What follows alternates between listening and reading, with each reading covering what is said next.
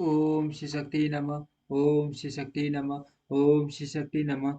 हिमवान द्वारा शिव की बारात की अगवानी तथा सबका अभिनंदन एवं वंदन का नारद जी को बुलाकर उनसे बारातियों का परिचय पाना तथा शिव और उनके को देखकर भय से मुर्शिद होना। वर्मा जी कहते हैं, तदंतर भगवान शिव ने नारद जी को हिमाचल के घर भेजा। वे वहां की विलक्षण सजावट देखकर दंग रह गए। आ, आ, विश्वकर्मा ने जो विष्णु वर्मा आदि आदि समस्त देवताओं तथा नारद आदि ऋषियों की छेदन से प्रतीत होने वाली मूर्तियां बनाई बनाई थी, उन्हें देख कर देव ऋषि नारद चकित हो उठे। तत्पश्चात हिमाचल ने देव ऋषि को बारात बुला लाने के लिए भेजा। साथ ही उस बारात को अगवानी के लिए मैनाक आदि पर्वत भी गए। तदंतर विष्णु आदि देवताओं तथा आनंदित हुए अपने गणों के साथ भगवान शिव हिमालय नगर के समीप सानंद आ पहुँचे।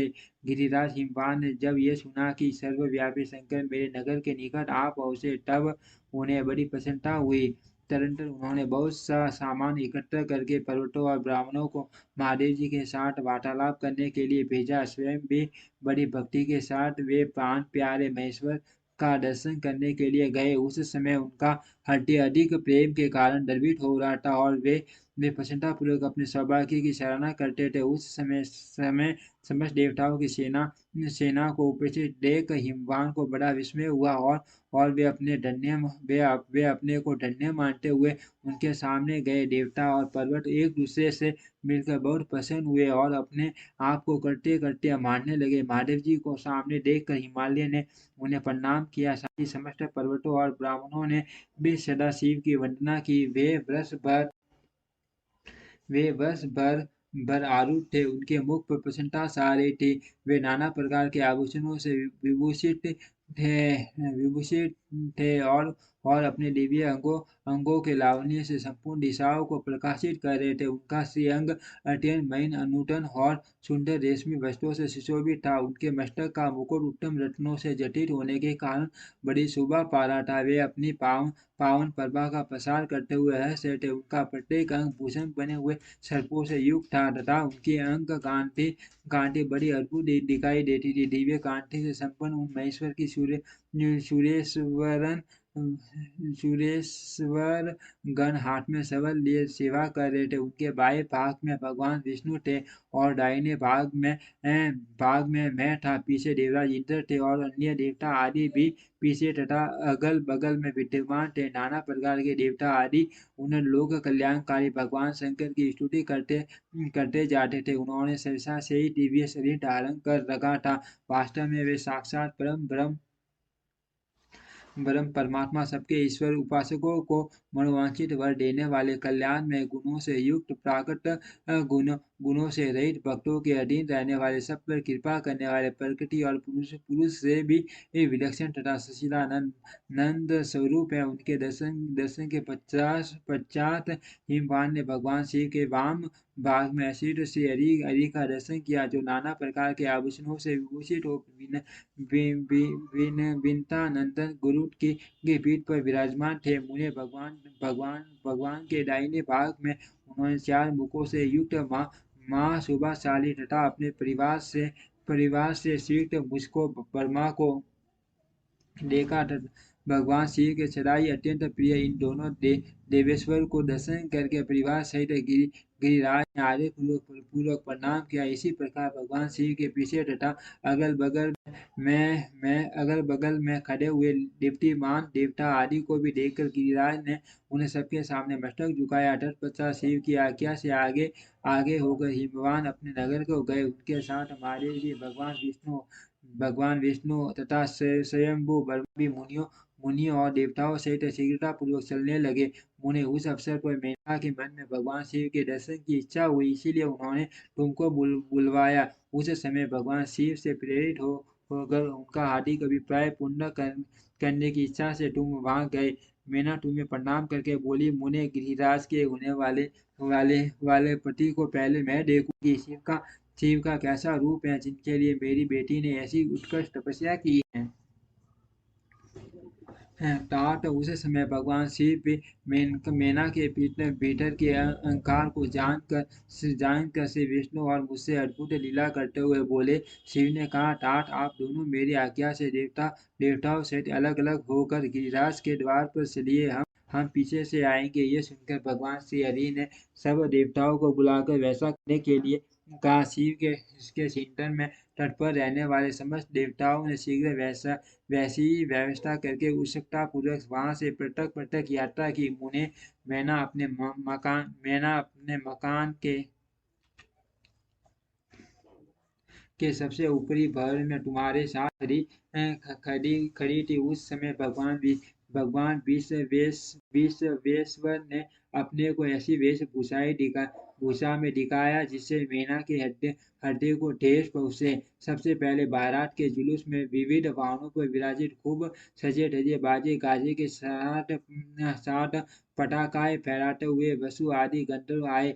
फिर मणिग्रीवादी यक्ष सदंतर क्रम से यमराज तीनटी वरुण वायु कुबेर ईशान देवराज इंद्र चंद्रमा सूर्य भृगु आदि मुनीश्वर तथा ब्रह्मा आए। ये सब उत्तरोत्तर एक से एक विशेष सुंदर शोभामय रूप गुण से संपन्न थे। इनमें से प्रत्येक दल स्वामी को देखकर मैना पूछती थी, यही शिव है? नारद जी कहते हैं, यह तो शिव के सेवक हैं। मैना यह सुनकर बड़ी प्रसन्न होती और हर्ष में भरकर मन ही मन कहती, ये उनके सेवक ही जब इतने सुंदर हैं, तब वे सबके स्वामी शिव तो पता नहीं कितने सुंदर होंगे।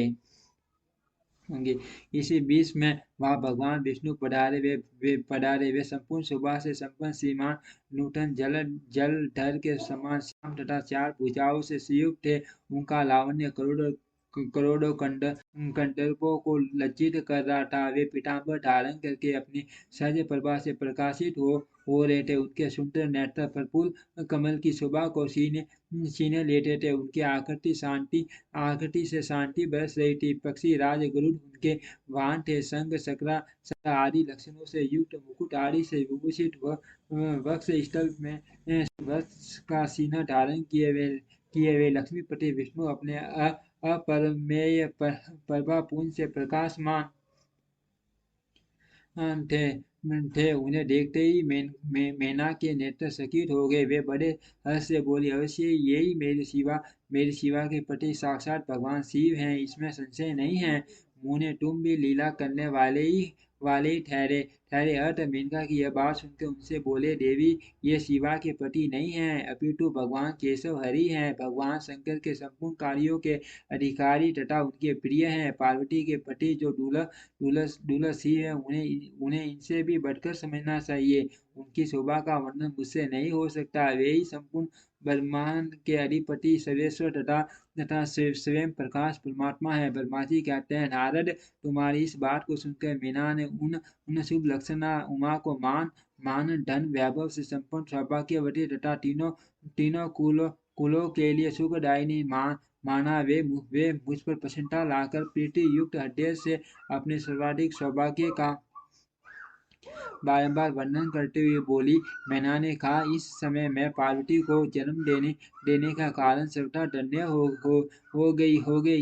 ये गिरीश्वर भी धन्य है तथा मेरा सब कुछ परम धन्य हो गया। जिन जिन अत्यंत तेजस्वी देवताओं और देवेश्वरों का मैंने दर्शन किया है, इन सबके जो पति हैं वे मेरी पुत्री के पति होंगे। उसके सौभाग्य का क्या वर्णन किया जाए। भगवान शिव को पति रूप में पाने के कारण पार्वती के सौभाग्य का 100 वर्षों में भी वर्णन नहीं किया जा सकता। ब्रह्मा जी कहते हैं, नारद मैना ने प्रेम पूर्ण हृदय से जो ही उपयुक्त बात कही, त्योई अद्भुत लीला करने वाले भगवान रुद्र सामने आ गए। अर्थात उनके सभी गण अद्भुत तथा मैना के अहंकार को शून्य करने वाले भगवान शिव अपने आप को माया निर्लिप्त एवं निर्विकार दिखाते हुए वहां आए। उन्हें आया जहाँ तुमने मेना को शिवा के पति का दर्शन कराते हुए उनसे इस प्रकार कहा, सुंदरी देखो, ये साक्षात भगवान शंकर हैं, जिनकी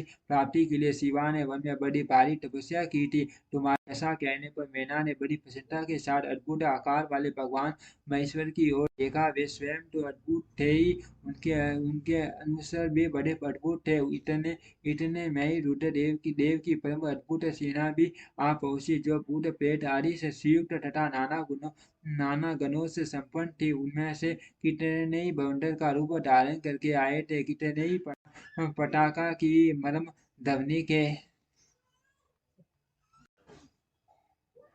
के समान शब्द करते थे। किन्हीं मुंह मुंह टेढ़े थे तो कोई अत्यंत कुरूप दिखाई देते थे, कुछ बड़े विकराल थे। किन्हीं किन्हीं का मुंह दाढ़ी मुझ से भरा हुआ था, कोई लंगड़े थे तो कोई अंधे, कोई दंड और पास धारण किए हुए थे तो कई तो किन्हीं के हाथ हाथ में मुदगर थे, कितने ही अपने कानों को उल्टे उल्टे चला रहे थे। कोई कोई सिंह, कोई डमरू और कोई गोमुख बजाते थे। गनों में कितने कितने के तो मुंह ही नहीं थे, कितनों के मुंह पीठ की ओर लगे थे, और बहुतों के बहु टेढ़े मुख थे। इसी इसी तरह कोई बिना हाथ के थे, किन्हीं के हाथ उल्टे उल्टे लग रहे थे, और उल्टे लग रहे थे, और कितनों के बहुत से हाथ थे, कितने ही नेत्रहीन थे, किन्हीं के बहुत से नेत्र थे, किन्हीं के सिर ही नहीं थे, और किन्हीं के बहुत खराब सिर थे, किन्हीं के कान ही नहीं थे, और किन्हीं के बहुत से कान थे। इस तरह सभी गण नाना प्रकार की वेशभूषा धारण किए हुए थे, साथ वे विकट आकार वाले अनेक प्रबल गण बड़े वीर और भयंकर थे, उनकी कोई संख्या नहीं थी। मुने तुमने अंगुली द्वारा रुद्र गणों को दिखाते हुए मेना से कहा, वरान ने, तुम पहले भगवान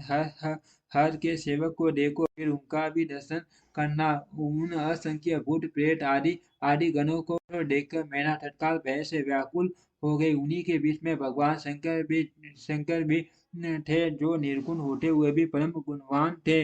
वे बरस बरस बरस बरस पर सवार थे, उनके 5 मुख थे, और प्रत्येक मुख में 3-3 नेत्र, उनके सारे अंगों में विभूति लगी हुई थी, जो उनके लिए भूषण भूषण भूषण का काम देती थी। मस्तक पर जटाजूट और चंद्रमा का मुकुट, 10 हाथ, और उनमें से एक एक में कपाल लिए, शरीर पर बागंबर का दुपट्टा, और हाथ में पिनाक एवं त्रिशूल, आंखें भयानक आकृति विकराल, और हाथी हाथी की खाल खाल का अवस्था। ये सब देखकर शिवा की माता बहुत डर गई, चकित हो गई, व्याकुल होकर कांपने लगी, और उनकी उनकी बुद्धि चकरा गई। उस अवस्था में तुमने अंगुली से दिखाते हुए उनसे कहा, यही यही है भगवान शिव। तुम्हारी यह बात सुनकर सती मैना दुख से भर गई, और हवा के झोंके खाकर घिरी हुई लता के समान तुरंत भूमि पर गिर पड़ी। यह कैसा विकट दृश्य है। मैं दूल्हा गृह में पड़कर ठगी गई। यो कहकर मैना उसी क्षण मूर्छित हो गई। तदंतर सखियों ने जब नाना प्रकार के उपाय करके उनकी समुचित सेवा की, तब गिरिराज प्रिया मैना धीरे धीरे होश में आई। ओम श्री शक्ति नमः। ओम श्री शक्ति। ओम श्री शक्ति।